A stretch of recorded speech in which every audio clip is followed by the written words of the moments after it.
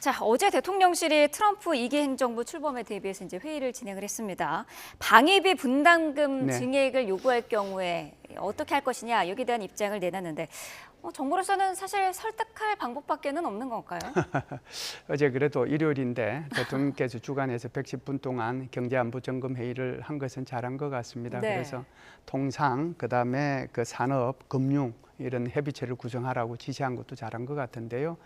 지금 이제 질문하신 것처럼 이게 이제 방위비 분담금이 이제 문제가 되긴 하죠. 네. 왜 그러냐면 지난 10월 초에 이미 방위비 분담금 협정 제12차 협정은 타결이 됐잖아요. 네. 그래서 2026년부터 적용되는 것을 1조 5,200억으로 확정을 했고 5년 동안에 매년 CPI 그러니까 소비자 물가 지수만큼만 올려주겠다라고 하는 것이 서로가 합의가 된 거거든요. 지금 이제 아마 한국 정부에서 할 수 있는 말은 앵커님께서 말씀하신 것처럼 설득하는 길밖에 없다라고 생각을 할 겁니다. 그런데 아무래도 이제 지금은 초기에는 이렇다고 하더라도 그 뒤에 이제 상황을 우리가 한번 고민을 해봐야 될 텐데요. 네. 계속해서 이제 당선인 척의 인수위원회에 우리가 가서 이제 설명을 이제 한다고 합시다. 그러면은 거기에서 좋습니다, 우리가 인정하겠습니다라고 할까요? 그렇지 않으면은 다른 것을 요구할까요?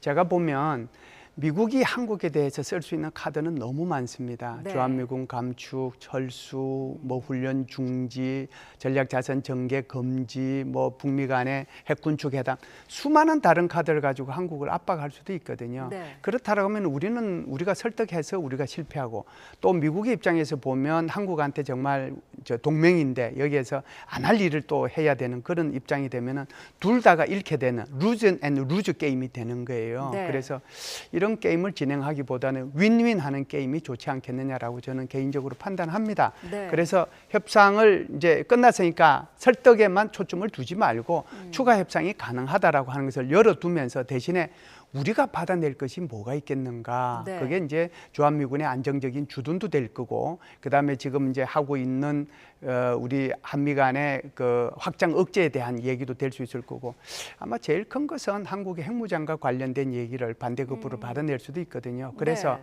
서로 이길 수 있는 기브 앤 테이크가 필요한 거지, 절대로 내가 양보하지 않겠다라고 하는 것을 지금 트럼프가 당선이 되고 난 뒤에도 이 생각을 가지고 가는 것은 우리가 조금 고려해야 될 필요가 있다, 이렇게 봅니다.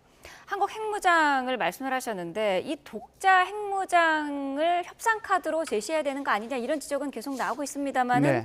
어제 이 질문에는 대통령실은 선을 그었거든요. 아무래도 지금은 이제 대통령실 입장에서 보면 벌써 이제 2년 반이 됐지만 2년 반 동안에 한미 간의 확장 억제에 초점을 맞추고 일체형 확장 억제를 이제 계속 그걸 강화시켜 왔잖아요. 네. 그런데 이제 어찌됐든 이제 미국의 행정부가 바뀌게 되니까 여기에 대해서 어떻게 보면은 정책의 조율이라든지 이런 것들이 좀 필요한 사항이거든요. 네. 그렇다라고 하면은 지금 이제 새로 들어서게 되는 트럼프 행정부가 계속해서 이제 바이든 행정부의 정책을 그대로 이어나갈 것인가, 이것도 의문이고, 두 번째는 북한과의 비핵화 회담을 할 것인지, 그렇지 않으면 핵군축 회담을 할 것인지, 이것도 우리는 모르는 거잖아요. 네. 그리고 이제 여기에 이제 더해서 주한미군 철수나 감축의 문제도 있고 여러 가지 이제 복잡한 그런 안보 문제들이 등장하게 되는데, 제가 볼 때는 이것저것 이제 양보를 하더라도 우리가 필요한 것은 이렇게 핵무장에 대한 어떤 묵시적인 인정, 이런 것들을 받아들이는 것이 좋지 않겠느냐.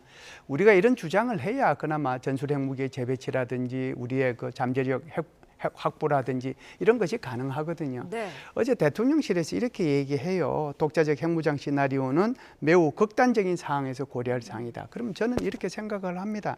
지금 극단적인 상황이 지금 한국 안보에서 어떤 일이 벌어질 것인가. 주한미군 감축한다, 또는 철수한다, 그리고 북한하고는 비핵화 안 하고 핵군축 회담하겠다.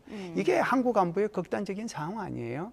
그렇다라고 하면은 우리도 이제는 계속해서 미국과의 그런 바이든 행정부와의 그런 일체형 핵 확장 억제만 계속해서 이렇게 우리가 의지하고 그것을 강조할 것이 아니라 네. 조금 더 전향적으로 미래의 한국 안보를 위해서 여러 가지 시나리오, 여러 가지 옵션을 열어놓고 심각하게 좀 고민을 할 필요는 있다, 이렇게 봅니다. 네.